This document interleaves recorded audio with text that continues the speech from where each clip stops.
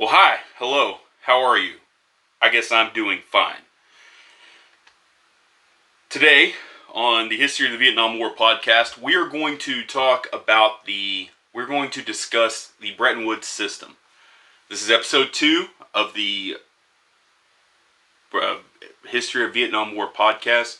Please please subscribe to my channel, and thank you again for coming with me on this journey.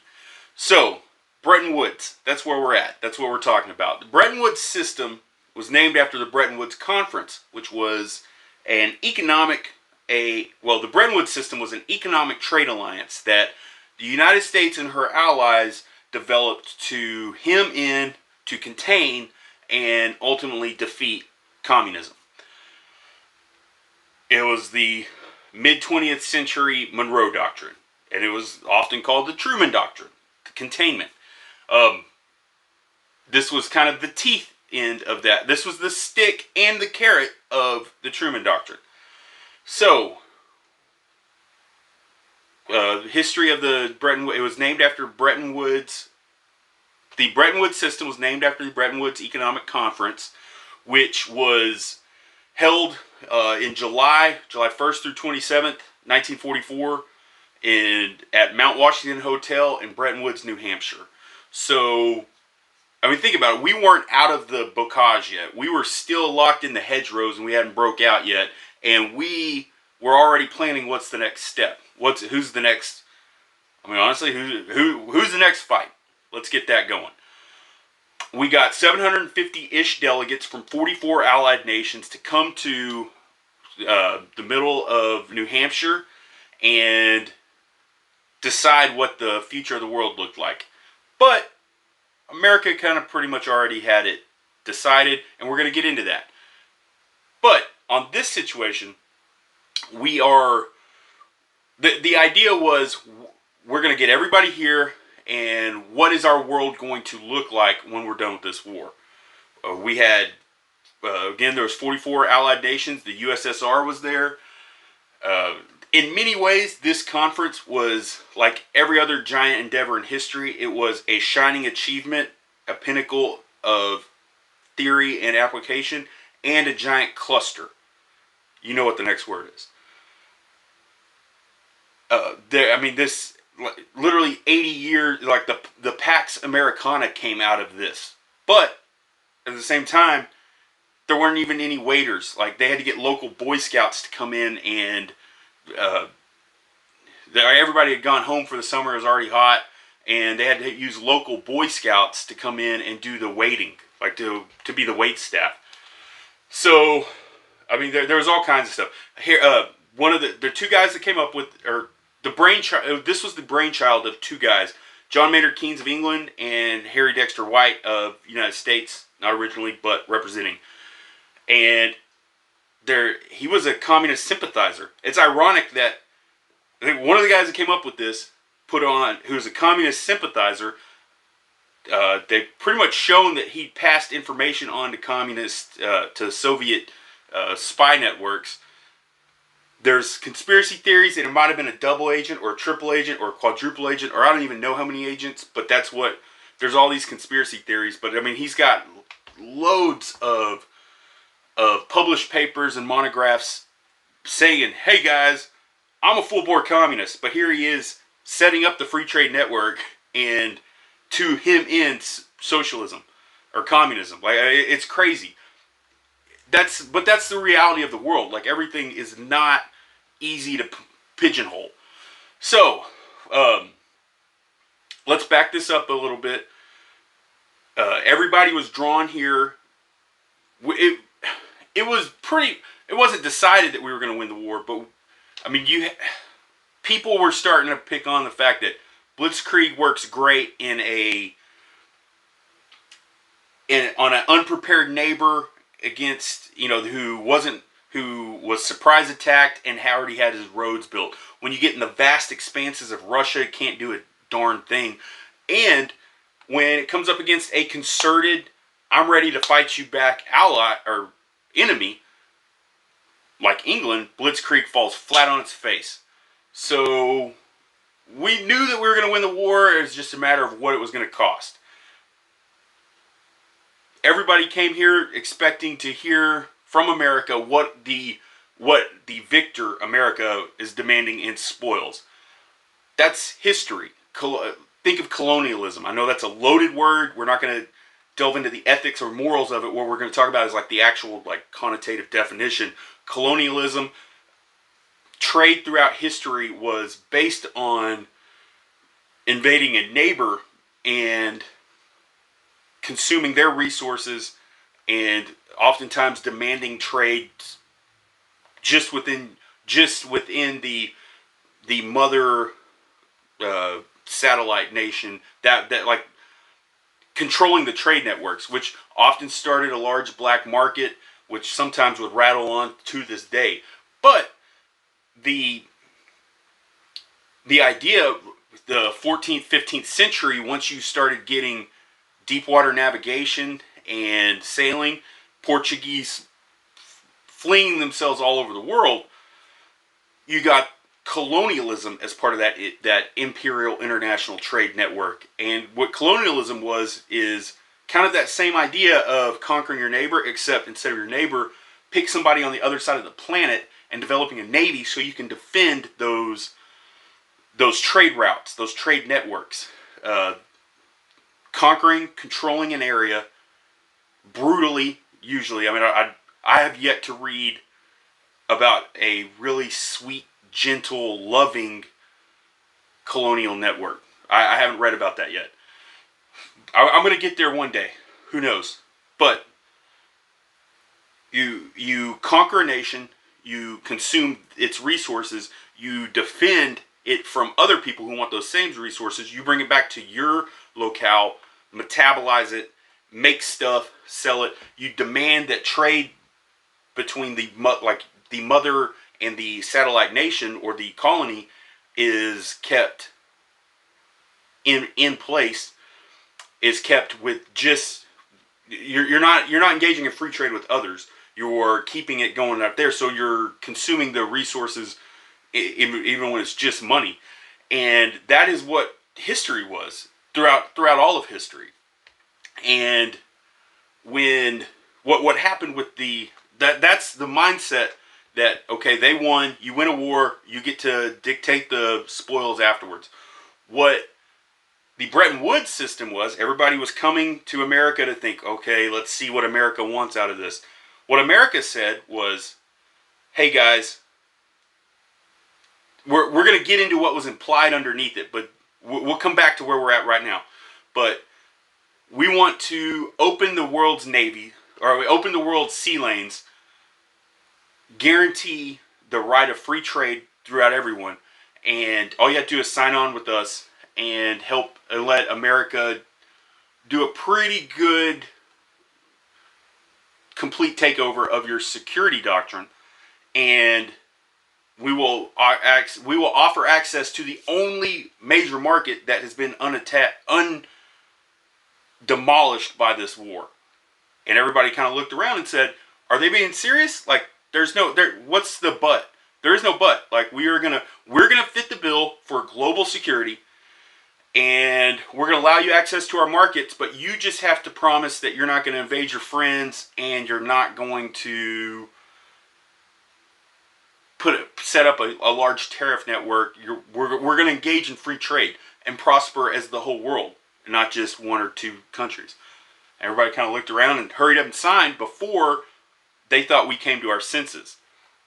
Now then, let's go into what was implied and why. So, backstory on this. World War II. This is all happening during World War II. Direct ramifications for Korea, Vietnam, everything else, but this is all happening in war at the end of, or right at the end of World War II. So, what you had was, let's go both sides. So, the Wehrmacht, you had the German military, the Heer, the Luftwaffe, the Abwehr, the Kriegsmarine, the SS, the Schutzstaffel. I butchered the German, but it's okay because they did a lot of butchering too. So, screw those guys. But, here we go. The Germans killed. They were the most efficient killing machine of all time. World War II was the most bloody 6 years in history. There was times where more people were killed, but it took longer. Mao killed 100 million ish. Stalin killed 60. They don't even know how many million ish. But it took them longer to do it. 6 years, the Wehrmacht killed 30 million Soviet citizens. I mean, it started off in 1946, it was 20 million, and it's just been going up each year because they find new mass graves. They find new entire divisions that were lost, and then they lost track of them. I mean, the numbers are insane when we start talking about this. So there were 70 million Germans in Germany. The numbers are a little messed up because the Wehrmacht also had Ost battalions, so conscripts from newly conquered territories. But at its height, the Wehrmacht had 18 million people in it. 6 million of those were killed in action, and another 10 million were wounded. So 1 in 3. So 18 out of 18 million, we'll go with 17 million out of 70 million. There are 17 million military members out of a population of 70 million. 1 out of 3 of those members of the military were killed in action. 5 out of 6 of those were killed by Soviets. So going back, remember, 30 million killed. Soviet Union had 180 million people. 1 in 6 people were killed by 1 in 6 Soviets were killed in the war by German military. I mean, think about that. 1 in 6, 16% of your population gone. Imagine the punch to the gut that would be. The USSR, and this is we're bringing it back. The USSR, after losing 16% of its population, the Wehrmacht, when you take the amount of people it killed versus the amount of members, was the most efficient killing machine of all time. People have killed more, but it took them longer. This was just terrifyingly brutal conflict. The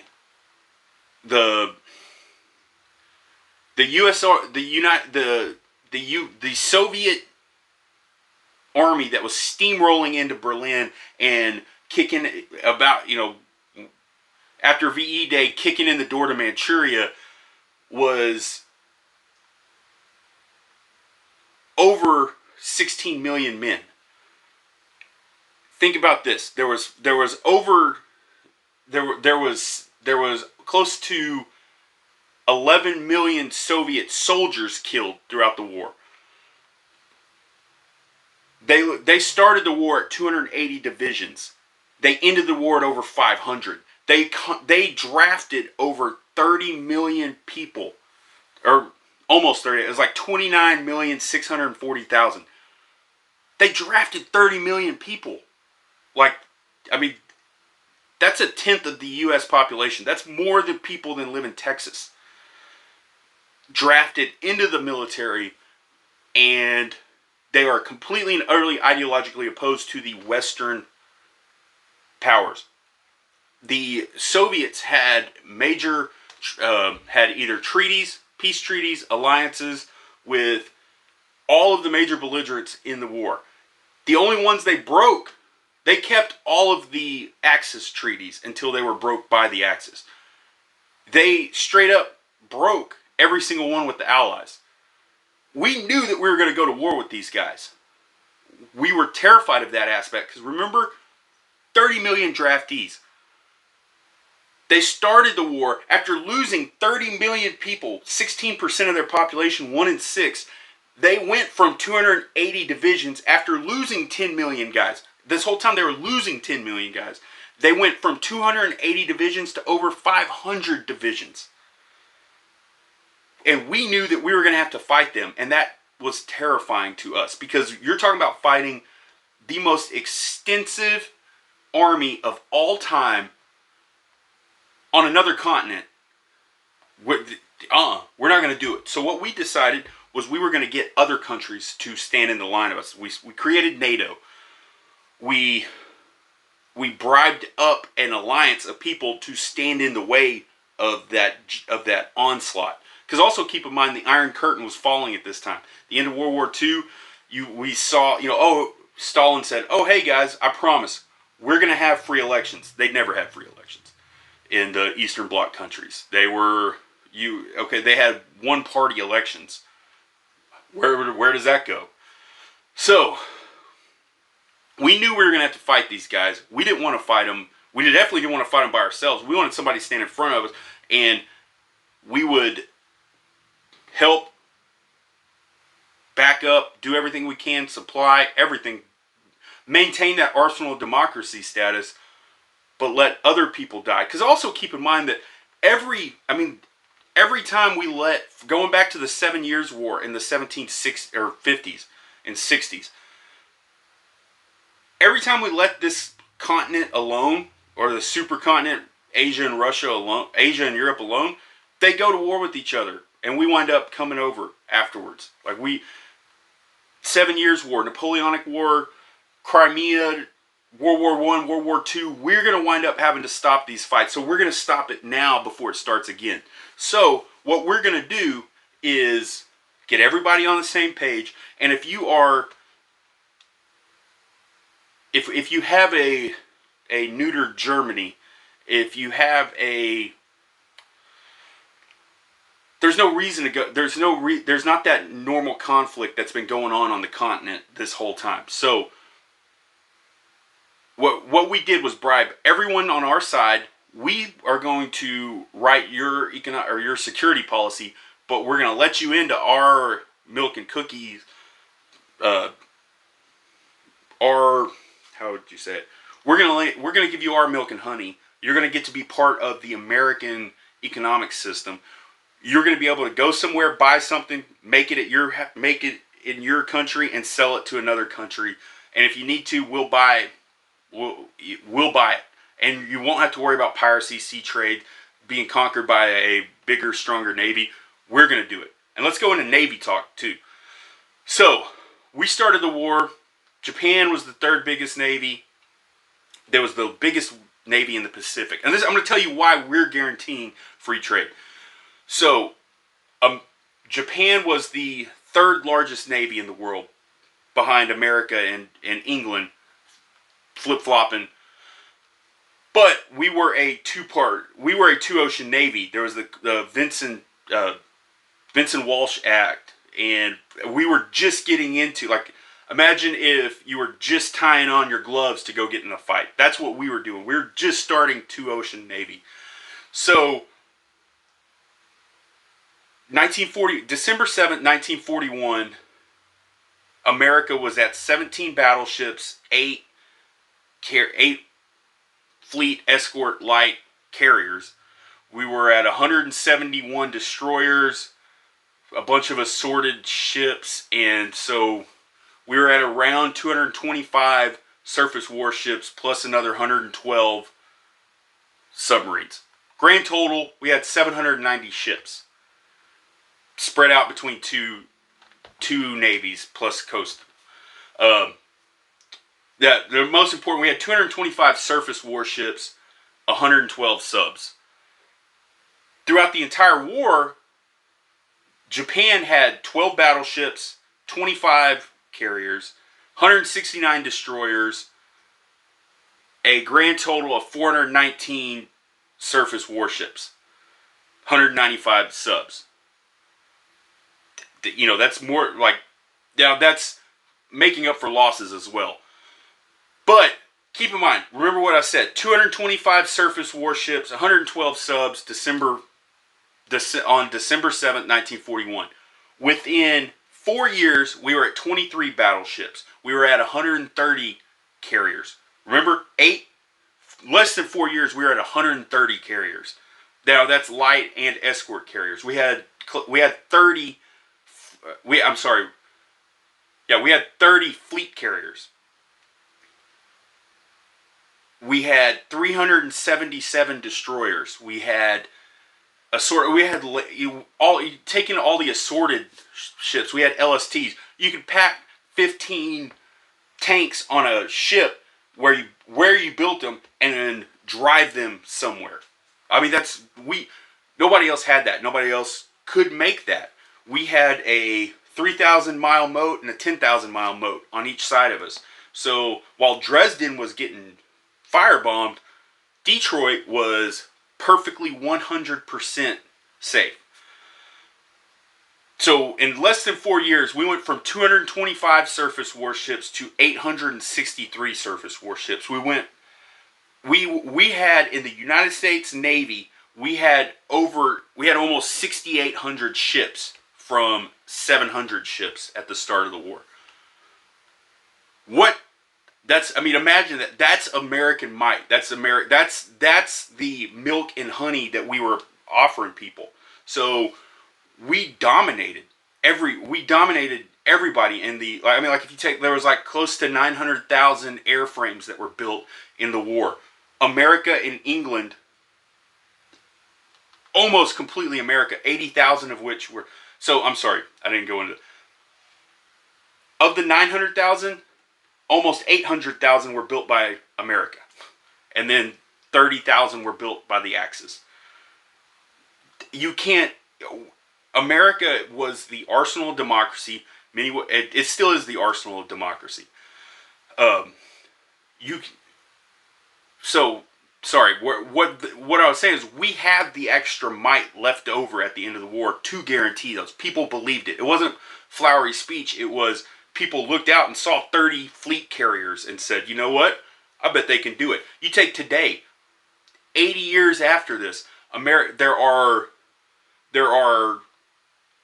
10 super carriers and 11 jump carriers in the world. It takes almost 10 jump carriers to beat one super carrier.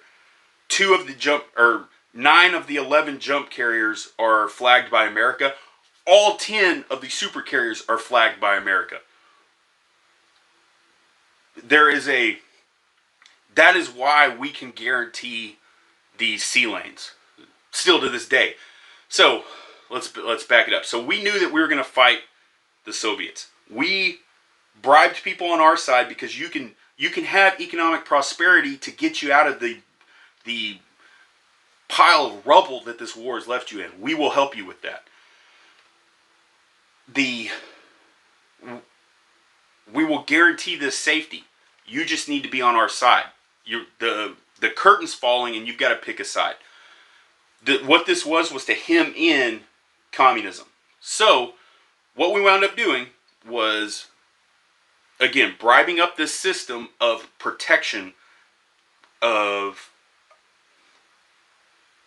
now I don't want to say cannon fodder, but you're going to be the front line against the Soviet bloc.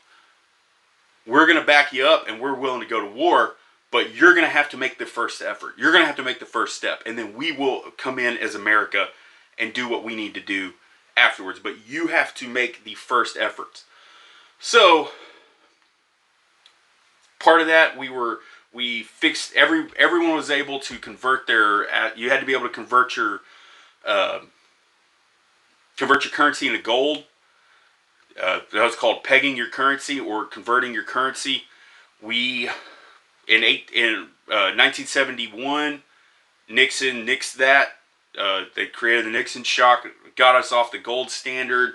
We were no longer a convertible currency. We were a fiat currency. I'm not 100% if I'm saying that right.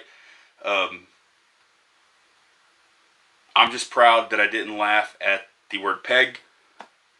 I feel like I'm an adult now. So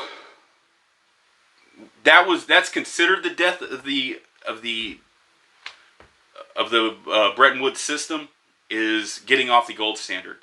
But to back it up just a little bit, the Bretton Woods system continued on for another 20 years after that. It wasn't until the collapse of the Soviet Union that the Bretton Woods system started sputtering, and then it carried on of its own inertia for another 20 years, basically till Donald Trump started the. I'm not speaking one way or the other about Trump. I'm just saying, like, Trump's a nationalist. So keep in mind, all the way back in the 30s, we were a very isolationist country. Since then, the new norm has been we're a global society, a global country. We're starting to pull back. We had outsourced a lot of our infrastructure, tech, all that other stuff, all the manufacturing. We're starting to bring that back. That is a direct result of pulling back from the Bretton Woods system. Now, how the Bretton Woods system affected that kind of wraps up the Bretton Woods system. How it affected Korea, subsequent Vietnam. Vietnam was in limbo and fighting after World War II. We're going to do a whole history situation on Vietnam. But at the end of World War II, Korea, Vietnam were both somewhat given self-rule, and the northern parts of their countries, because of proximity to China, became communist, and representative governments, more or less, were in the southern portions. Right after World War II, the North Koreans invaded South Korea, pushed everybody down. MacArthur had to go in, but keep in mind, like, we have this whole system, global system, 44 allied countries signing on, saying, like, look, we're going to start the fight, but America's going to come in, Big Brother's going to come in and help. Here we are. This is what stopping that containment looks like. We've got to go into Korea. We've got to push the North Koreans back into their country. We don't have to piss off the Chinese, have them invade, and then have Ridgway come back in and push them back. We don't have to do that, but we at least have to get on there and push them. You know, we have to. Same thing happens in Vietnam. North starts invading. The South has to fight. America goes in, starting off small, starting off with advisors, growing and growing and growing in military involvement to stop that spread of communism. That is where the Bretton Woods system is tied directly to Korea and Vietnam. I believe that's a little bit more succinct than the last one. I'm going to film next history of Vietnam. That's going to be at least a two-parter. And then we're going to get into the first Indo-Chinese War. And then we're going to get into the Vietnam War. We're hopefully, within the next 2 weeks, be all the way caught up with history and doing actual war at this point. And thank you for watching this. If you have any questions, put them in there. I'm going to look at the comments. Right now, there's only 7 subscribers. And I'm related to like 4 of them. So there may not be any questions right now. But I will keep looking. And as we get more subscribers, please ask questions. I will give you the books. I'll put the books that I read in the about section of the video. You can go read them yourself. And thanks for watching.